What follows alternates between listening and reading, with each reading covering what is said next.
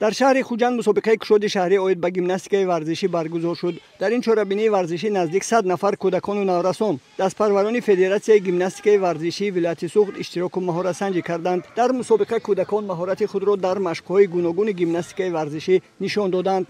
در اینجا زیاده از 70 نفر کودکان، پسرکان، دخترکان امروز ملکه مهارتی خود را باید به نمودی این ورزشی نشان میدهند. ما بسیارتر میخواهیم که دلبستگان این ساحه زیاد شوند، زیرا که این برای نورسان خیلی فایده کلان دارد.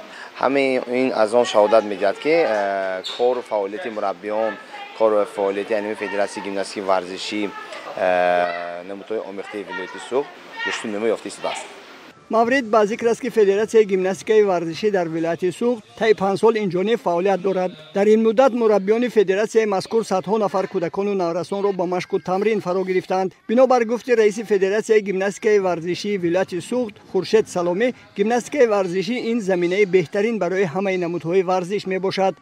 برای رشد و نمو گشتن همین گیمناستیک ورزشی در ولایت سوخت بنا سهم ارزنده گذاشته ایستادیم که ما در آینده باوری داریم که از بین این کودکان یکی از ورزشکاران بهترین نامداری در آینده تاجیکستان میشوند. گیمناستیک ورزشی اصلا برای کودکان خیلی فایده کلان دارد. مستحکم کردن ارگانیسم کودک خیلی فایده کلان است. بعد با دیگر نمودها هم میتونن با اشتراک کرده با ورزشی خود را دوام دهند. ساکنان از توجه و غمخوری‌های حکومت کشور مخصوصاً پیشوای ملت محترم امامعلی رحمان نسبت دستگیری ساحه ورزش بالیدروح و مسرورند، زیرا برای فرزندان آنها امروز تمام شرایط‌های معاصر برای مشق و تمرین مهیا میباشد. فرزندانم با همین نمودی اشو می آیند. با ما خیلی معقول مینداری خود را به حکومت جمهوری تاجیکستان مخصوصا به پیشوای ملت میرسانیم که برای رشد ورزش توجه زیاد دارند. چون این شرایط ها را برای ما، برای فرزندانمان مهیا نمودند و آنها با شوق زیاد به اینجا می آیند. هم از جهت روحانی هم از جهت جسمانی خیلی خود را بردم حس میکنند. با آنها خیلی معقول است. ما والدین از این شاد هستیم.